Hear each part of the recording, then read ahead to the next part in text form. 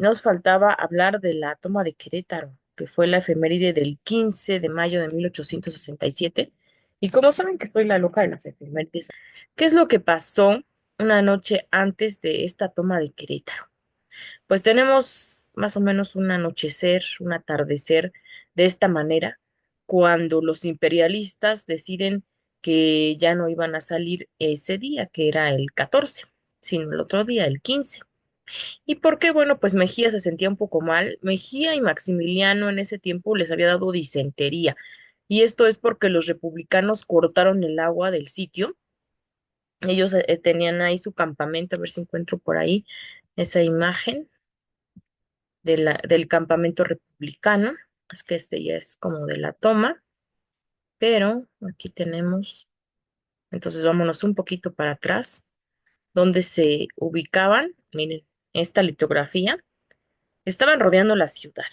Entonces, ¿qué hacen para que ya no resistan tanto? Pues dentro de la misma, pues van a cortar, van a romper en una parte este acueducto porque iba a desembocar hacia el convento de la Cruz y ahí les iba a dar agua. Entonces, sin agua, sin provisiones, porque ya no les entraba tampoco mucha comida, pues se van a tener que rendir, sí o sí, porque ya resistir iba a ser muy difícil. Y en efecto, se van minando mucho las tropas adentro de la ciudad, empiezan a comerse los caballos que se morían, los caballos acaban con los álamos que había en la Alameda, por eso en Querétaro es una Alameda que no tiene álamos, porque en ese tiempo se los acabaron los caballos. Y después los caballos también se morían, entonces se los comían las personas. Llegaron a comer incluso gatos. Ahora sí que ahí sí se daba mucho ese dicho de gato por liebre, pues ahí fue literal porque ya no había más comida y agua tampoco. Entonces empezaron a haber enfermedades. Y bueno, ya Maximiliano y Mejía, como les digo, pues ya tenían esta enfermedad de la disentería y dijeron, mejor vamos a posponer nuestra salida, que iban hacia la Sierra Gorda. Ahí Mejía tenía aliados y decía, bueno, pues a lo mejor por aquí podemos escondernos un poco o irnos hacia otra posición. E incluso si nos va muy mal, pues ya Maximiliano lo vamos a trasladar a Matamoros y de ahí ya que se embarque, ¿no? Pero bueno, las cosas no salieron así y vamos a ver por qué. En ese tiempo se manejó mucho que fue el compadre de Maximiliano, Miguel López, el que dicen lo traicionó, ¿no? Incluso esta historia tenía como unas interpretaciones un poco bíblicas que se empezaron a hacer en ese tiempo y decían, lo traicionó como a Jesucristo, lo vendió por 30 monedas, ¿no? Así como Judas, ¿no? Parece ser que esto no fue así, que Maximiliano estaba de acuerdo con que pues ya se acabara este sitio, con que negociara con los republicanos. Hay una parte en la telenovela del Carruaje donde pues se ve ahí a Mariano Escobedo y que viene Miguel López pues a ofrecerle esta plaza y que le dicen, ¿qué es lo que quiere ese hombre? Y dice, pues lo mismo que todos, dinero. Y no mucho, por cierto. Y ya le dicen, acepte, señor, porque pues esto ya, para ahorrarnos sangre y todo eso, ¿no? Por una posible batalla. Y ya dice Mariano Escobedo, está bien. Pero ahí manejan esta hipótesis que por mucho tiempo fue así, de que Miguel López pues había actuado por su cuenta. Ahora, si bien no hay como un consenso así, del todo, de que sí hubiera estado Maximiliano implicado, lo más seguro es que sí.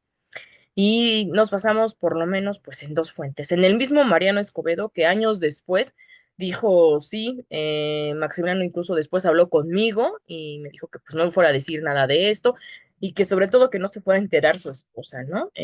Porque pues él no quería darle una imagen como digamos de un cobarde que se hubiese rendido antes de tiempo, ¿no?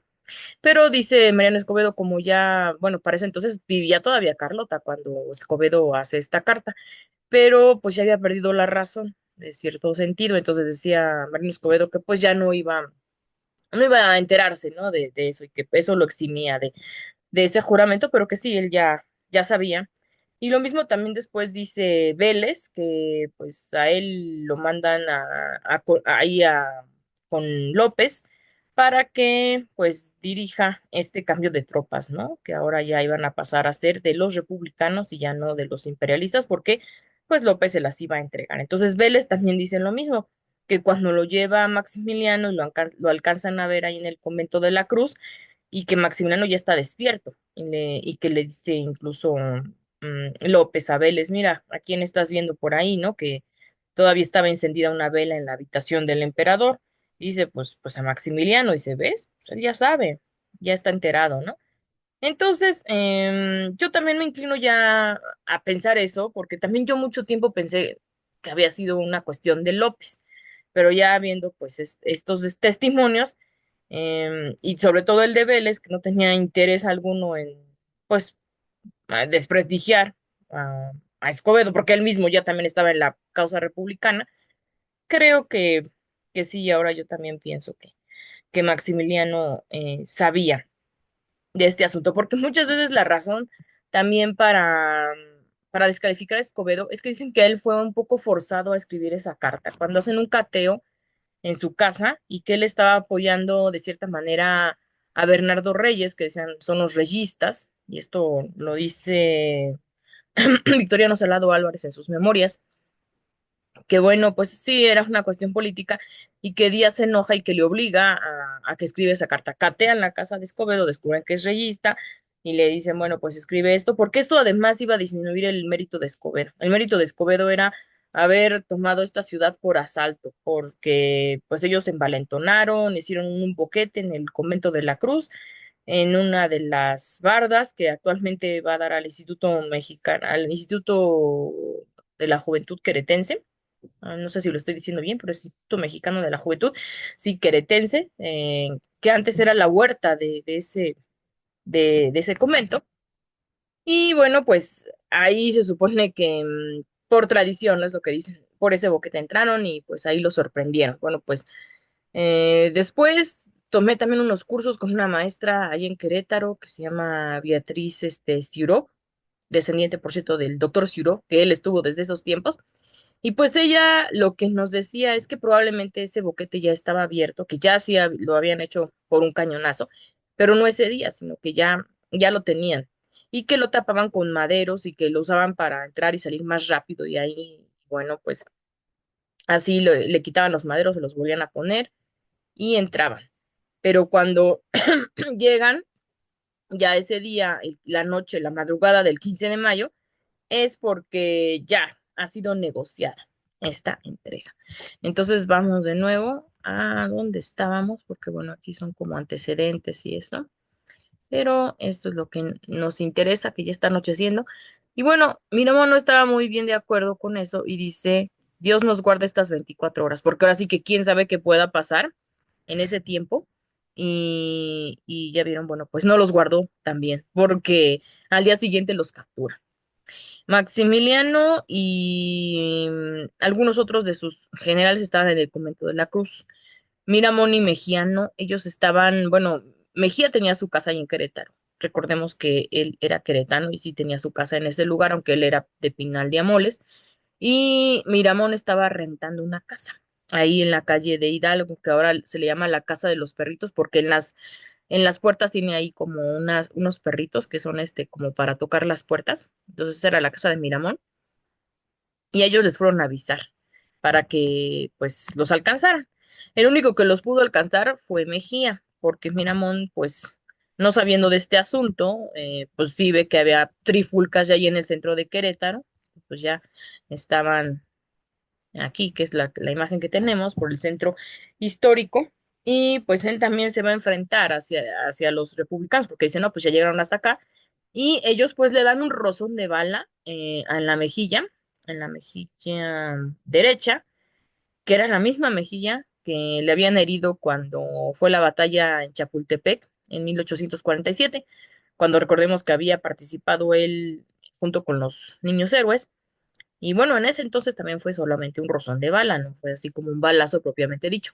Y en esta ocasión también, entonces fíjese cómo son las cosas, ¿no? Luego por eso digo que la realidad supera la fantasía, porque si uno hubiera inventado esto en alguna novela de que le dieron en el mismo lugar y de la misma manera, y que aparte fue su primera herida y la última herida, porque ya después, ya más bien lo último iba a ser el fusilamiento, ¿no? Pero que sí iba a ser el bautizo de fuego y la última herida, lo mismo pues no lo hubiéramos creído, ¿no? Sin embargo, así es la vida y eso es lo que sucedió.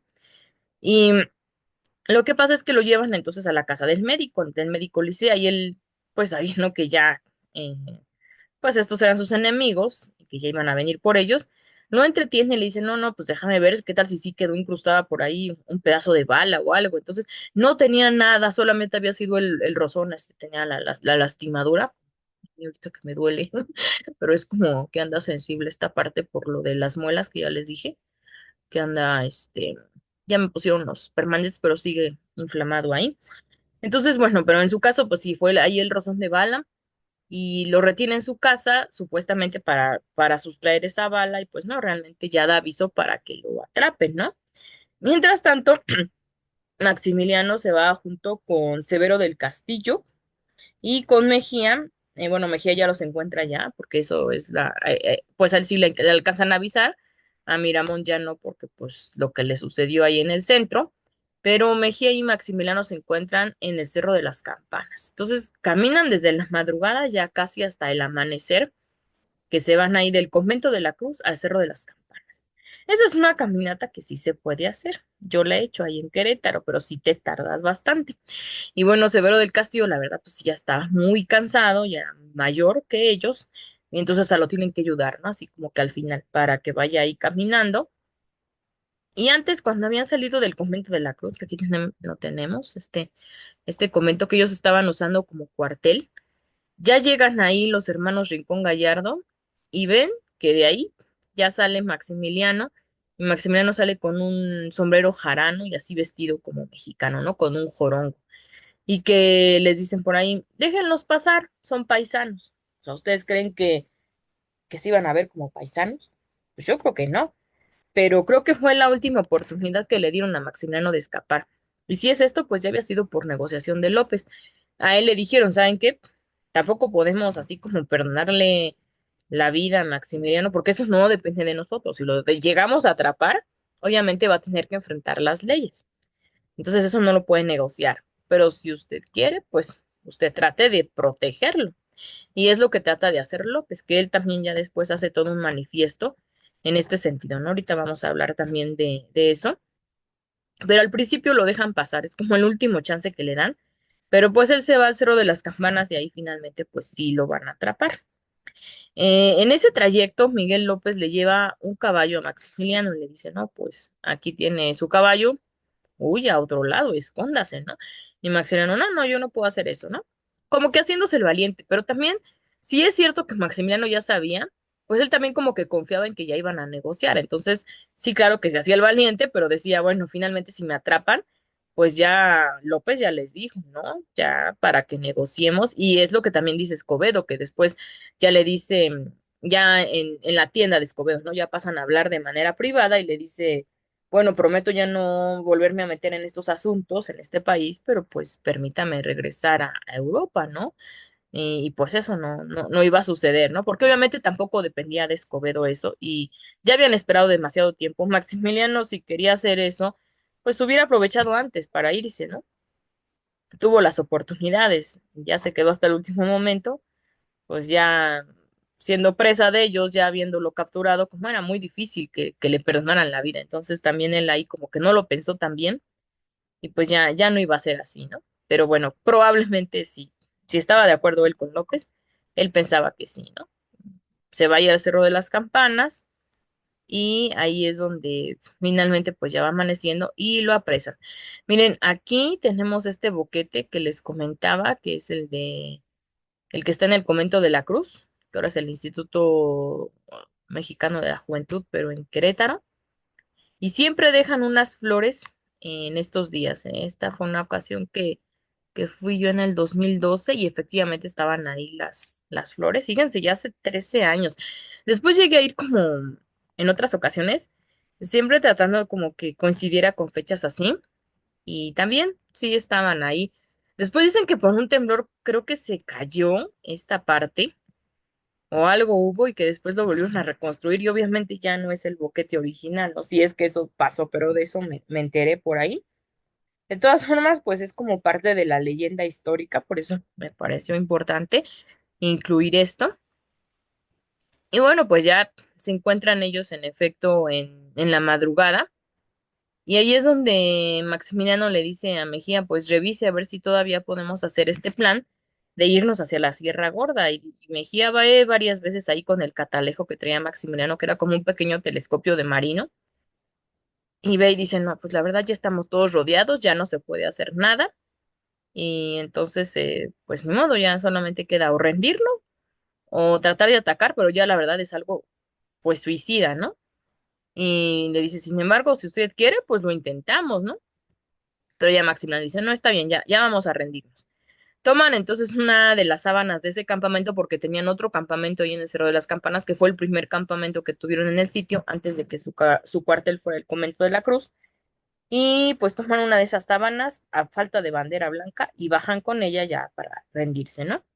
Antes de eso, Maximiliano le da a José Luis Blasio, su secretario, algunos documentos y le pide que los queme, porque si lo iban a atrapar, pues quién sabe qué tendrían esos documentos que no quería que fueran leídos por sus enemigos, ¿no? Y hasta ahora nos queda esa incógnita porque José Luis Blasio hace eso y pues él tampoco los ve, obviamente. Él era así como que muy leal, hace una fogatita ahí y los quema. Entonces, no sabemos de qué no quería que se enteraran los republicanos, pero pues ya baja y se encuentra con Echegaray. Y ahí le dice Echegaray, bueno, Maximiliano quiere entregarle la espada.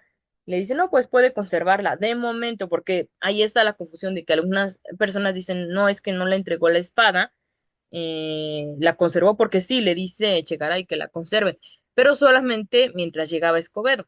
Después llega Escobedo y pues a él era el que le tenía que hacer la entrega formal de la espada, como lo estamos viendo aquí en esta pintura. Claro que, bueno, esta pintura ya es como una, pues, recreación posterior. Y bueno, ahí va la otra versión también, de que Escobedo se la da a su ayudante. Algunos dicen que a su ayudante, otros dicen que a Chegaray y otros dicen que a Ramón Corona y que dice esta espada pertenece al pueblo mexicano. Entonces están esas dos opciones que pues, podemos tomar de esta historia, que si le da la espada realmente o no se la da. Pero bueno, pues esta es una de ellas, o probablemente las dos, de que haya dicho llegará y espere hasta que llegue Escobedo, y ahí es donde se la da. Mientras están esperando que todavía no llegue Escobedo, era apenas la madrugada, ya casi iba a amanecer, pero hacía mucho frío, entonces Maximiliano pues está como temblando de frío. Y eso lo dice Echegaray, dice, Maximiliano, está usted temblando. Y le dice, sí, pero no de lo que usted piensa, es decir, decía no de miedo, sino como de frío, ¿no? Y bueno, también le dice Chegaray que puede conservar esa espada, pero que emperador nunca ha sido, que no lo reconoce, pues como un emperador, porque además Maximiliano dice, ya dejé mi renuncia a ser emperador con la Cunza, y dice, bueno, pues es que nunca ha sido para nosotros emperador. Pero en fin, pues ya llega este momento, y es entonces cuando Escobedo, este momento tan simbólico, ¿no? Porque ya es que está entregando la espada, y una vez que entregas la espada, es ya que ya te rindes, entonces por eso este hecho, aunque todavía falta tomar la Ciudad de México, que eso ya posteriormente lo va a hacer Porfirio Díaz, que Porfirio Díaz, por cierto, tenía ahí su cuartel a un lado de lo que es la Basílica de Guadalupe, la nueva basílica, y pues ahora es un convento de las monjas capuchinas, pero ahí tenía su cuartel Porfirio Díaz, pero bueno, a pesar de que esto sí ya es como que el tiro de gracia, pero ya en este momento, al capturar a Maximiliano, que pues había sido, ya no era, ahora sí que había sido el emperador, pues ahí es donde se acaba prácticamente el Segundo Imperio. Es decir, ya lo que hicieron en la Ciudad de México, Márquez, por ejemplo, pues ya fueron como patadas de ahogado. Por eso es que es tan importante este suceso, y por eso es que trato de conmemorarlo, porque es cuando con este, pues simbolismo de entregar esta espada y de que ya toman poder ahí los republicanos, que se termina este periodo, este segundo imperio, y pues ya comienza otro, ¿no? Y bueno, ya después le va a decir Mariano Escobedo a Vicente Riva Palacio que escolte a Maximiliano para que lleguen al convento de la Cruz, que ya había sido tomado por las fuerzas republicanas, y ahí, bueno, pues ya va a empezar otro proceso. Ya en vez de que sea su cuartel, va a ser su prisión. Es una de sus primeras prisiones, porque después los van a cambiar al convento de Teresitas y finalmente al convento de Capuchinas, donde de ahí van a salir casi un mes después, ya el 19 de junio para otra vez para el Cerro de las Campanas, pero esta vez ya para el fusilamiento, ya se habrá dado el juicio y todo esto pues esta historia que ya conocemos, ¿no? Pero lo que también les iba a comentar es que después de haber entregado la espada a Maximiliano es donde dice Mariano Escobedo en sus memorias que se van a platicar a una tienda y que él le dice esto de que pues si podían negociar de alguna forma, no tanto de dinero, sino de palabra, ¿no? De que él ya había enviado a López y que pues ya entregaba la ciudad y que por favor le respetara la vida, ¿no? Y bueno, de acuerdo a estas memorias de Escobedo, le dice Escobedo que eso no depende de él, pero que pues ahí le van a hacer probablemente un juicio, ¿no? Y es lo que se realiza, porque también algunas personas muchas veces se refieren a esto de el fusilamiento de Maximiliano como un asesinato, ¿no? Y pues tenemos que decir que pues esto sí se fundó en las leyes, entonces pues aunque para los que nos caiga bien o los que nos caía bien o más o menos, porque yo algunas cositas sí me caen bien y otras no, pero antes me caía muy bien y ahora está más o menos, pero bueno, aunque para nosotros digamos, ah, qué mala onda, tenemos que reconocer que esto pues fue basado en la ley. Entonces no es nada más como que le hicieran este fusilamiento porque sí, ¿no? O por los calzones de Juárez, como luego dicen. Pues no, sí Juárez tuvo la oportunidad de dar el indulto, pero pues también ya eso no era conveniente políticamente hablando, pues tener un enemigo pues vivo por ahí que después cambiaba de opinión y que podía regresar, pues como que ya no le convenía tanto y tampoco a sus otros enemigos que pues estaban presos con él. Que luego pues también dicen que Escobedo sí trató de ayudar a Mejía, ¿no? En esto, por ejemplo, hay algunas cuestiones porque puede ser que sí, pero tal vez indirectamente por medio de otro amigo o que él, pues también como no le daba pues unas garantías para sus otros compañeros, pues por eso Mejía se niega, ¿no? Más bien, al parecer, lo que trató de hacer Escobedo con Mejía es darle una oportunidad de que Mejía fuera con Juárez y entonces Juárez fuera el que otorgara ese indulto. Y pues Mejía sabía que Juárez no iba a hacer eso, ¿no? Muy probablemente.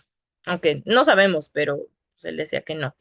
Y que después, probablemente ya también Escobedo sí lo trató de ayudar, pero quizá indirectamente o quizá ya también ya era muy tarde como para poder disimular un escape así, entonces pues ya no se dio, porque Escobedo y Mejía eran amigos, ¿no? Eso hay que decir, ¿no? Y entonces se trató de hacer eso, porque Mejía también antes había ayudado a Escobedo a escaparse durante la Guerra de Reforma siendo Mejía del lado conservador y Escobedo del lado liberal. Pero bueno, finalmente pues ya no puede ayudar Escobedo a Mejía, Mejía tampoco lo acepta y va a correr la misma suerte de sus compañeros. A Miramón, puesto que lo habíamos dejado ahí en la casa del médico, pues ya después también lo pasan a estos cuarteles, que bueno, era el convento de la Cruz al inicio. Si van a Querétaro y se van al convento de la Cruz, ahí pueden solicitar una visita que bueno, dan así como una pequeña limosna porque pues es la iglesia, pero sí les van a dejar ver esa celda donde estuvo Maximiliano. Es muy interesante eso. Después en el convento de las Teresitas, no sé, ahí no llegué a ver esas celdas, pero en Capuchinas sí, porque Capuchinas, bueno, una parte de Capuchinas ya es un museo. Una parte sigue siendo iglesia y la otra parte, pues que era del convento, actualmente es un museo, entonces ahí también podemos ver estas celdas y no solamente las celdas que pensamos que eran las originales, sino también una recreación de donde estuvieron estos personajes. Y bueno, pues esto es más o menos, así que brevemente lo que fue la toma de Querétaro. Después de eso hablaríamos del juicio y pues ya el fusilamiento. Esperamos poder hacer un nuevo video acerca de eso. Así que nos estamos viendo y hasta luego.